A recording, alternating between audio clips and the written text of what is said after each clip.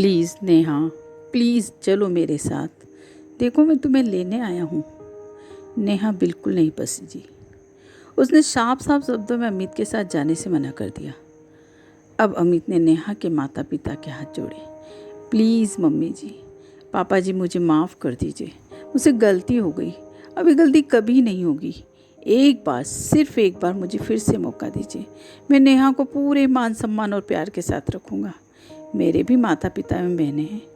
Please इस बार नेहा को भेज दीजिए। नेहा की माँ बोली, देखिए दामाद जी, पहले भी हम धोखा खा चुके हैं।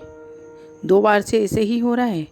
हमारी भी अकेली लड़की है, ऐसे कैसे मरने के लिए छोड़ दें आपके साथ। अमित बोला, नहीं नहीं, इस बार मैं आपको विश्वास दिलाता हूँ, कुछ भी नहीं होगा आपकी बेटी को। नेहा के मम्मी पापा अंदर चले गए। मतलब अब निर्णय नेहा को करना है। अमित फिर नेहा से बोला, देखो नेहा, अब तो तुम भी माँ बनने वाली हो, मैं भी बाप बन जाऊँगा। मैं तो इंतज़ार कर रहा हूँ उस दिन का जब हम लोग माँ बाप बनेंगे। प्लीज़ अब तो मेरे साथ चलो, मेरी झांसी की रानी। वहाँ जाकर जैसा तुम कहोगी वही करूँगा।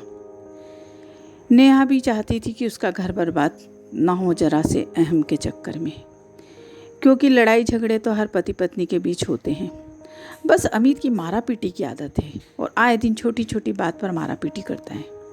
पर जब अमित बार बार नेहा को विश्वास दिलाता रहा कि वह अब बदल गया है, तो नेहा ने सोचा चलो अच्छा है, घर भी बना रहेगा और मायके में भी किसी को तकलीफ नहीं होगी। और जब बच्चा आएगा तो हो सकता है अमित और बदल जाए, और यदि गुस्से में गलत निर्णय हो गया तो पता नहीं आगे मौका मिले ना मिले, क्योंकि वह इस तरह की लड़की तो है नहीं कि एक छोड़ा दूसरे से शादी कर ली और फिर क्या गारंटी कि दूसरे से सुख मिले। यह सब सोच वो अमित के साथ जाने को राजी हो गई। अंदर ही अंदर माँ बाप भी खुश हो गए। चलो बेटी का घर टूटने से बचा, अन्यथा इकलौती बेटी का क्या होता। और अब तो नया मेहमान भी आएगा, उसकी जिम्मेदारी और बढ़ जाएगी। फिर बेटी की स्वभाव उसकी ससुराल से ही होती है। मम्मी पापा ने भी दामाद को हिदायत देकर बेटी को खुशी खुशी विदा कर दिया। ससुराल पहुंचकर बेटी रोज माँ से बात करती, अपने हालचाल सुनाती और माँ के सुनती। यह सिलसिला कई दिनों तक चलता रहा। एक दिन माँ बेटी की बातचीत हो ही रही थी कि फ़ोन अमित ने ले लिया और अपनी सासू माँ से बोला, आप नेहा से रोज बात ना किया करिए, ऐसे तो नेहा कभी ससुराल को अपना घर समझ ही नहीं पाएगी। और अब तो ससुराल ही उसका अपना घर है। मम्मी जी ने भी सोचा, सही बात तो है, ठीक ही कह रहे हैं दामाद जी, उन्हें भी अपना बेटी का मोह कम करना पड़ेगा। और फिर आजकल आए दिन सुनने पढ़ने और देखने में आता है कि ये रोज़ रोज़ माँ बेटी की बातों से बेटी का घर बिगड़ जाता है। छोटी छोटी बातें भी तिल का ताड़ बन जाती हैं। पहले के ज़माने में कहाँ थे ये फ़ोन, मोबाइल, वीडियो कॉल, तो बेटियाँ अपने आप एडजस्ट हो जाती थी और अपने घर गृहस्थी में रम जाती थी। इधर अमित ने नेहा को भी मना कर दिया माँ से बात करने का।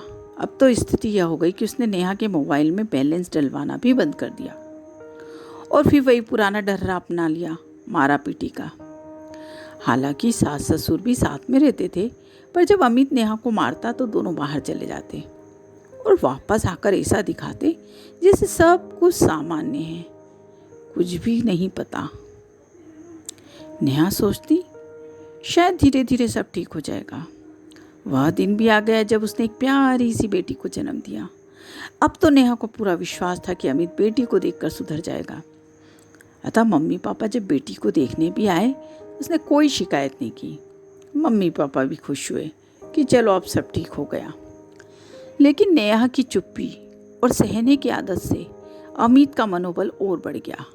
अब तो वह उसे रोज ही ताना मारता और कहता, बड़ी बनने चलिए झांसी की रानी, बनाता हूँ रानी, नौकरानी है तू, नौकरानी इस घर की, रानी बनने के सपने मत देखना। और सास ससुर पोती को लेकर बाहर चले जाते। एक दिन तो अमित ने छोटी सी बात पर नेहा को इतना मारा कि वह बेहोशी हो गई।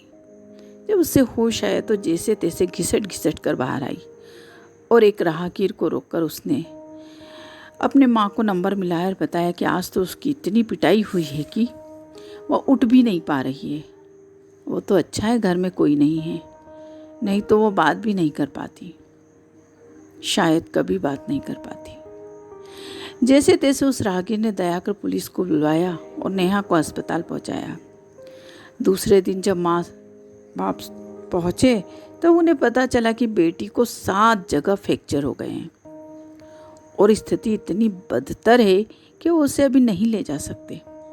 अतः उन्हें वहीं थोड़े दिन रहकर उसका इलाज करवाया। पुलिस में रिपोर्ट करवाई।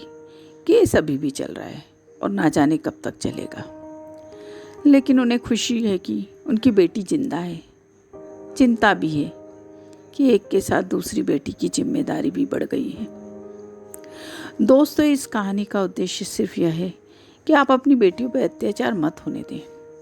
कोई भी माँ बेटी का घर उजाड़ना नहीं चाहती, जैसा कि आजकल ट्रेंड हो गया है कि 90% मामलों में बेटी का घर बर्बाद होने का कारण माँ है। बिल्कुल गलत। बल्कि सच्चाई यह है कि 99% जब कोई बेटी आत्महत्या करती है, जलाई जाती है या अन्य तरह से मारी जाती है, तो उसमें सबसे बड़ी लापरवाही मायके वालों की होती है। अतः अपनी बेटी को गद्दारों के बीच रानी लक्ष्मीबाई बनने न भेजिए, बल्कि हर कदम पर उसका साथ दीजिए। दोस्तों, आपको मेरी कहानी कैसी लगी प्लीज़ ज़रूर बताइएगा, और हाँ, चैनल को सब्सक्राइब जरूर कीजिए। धन्यवाद।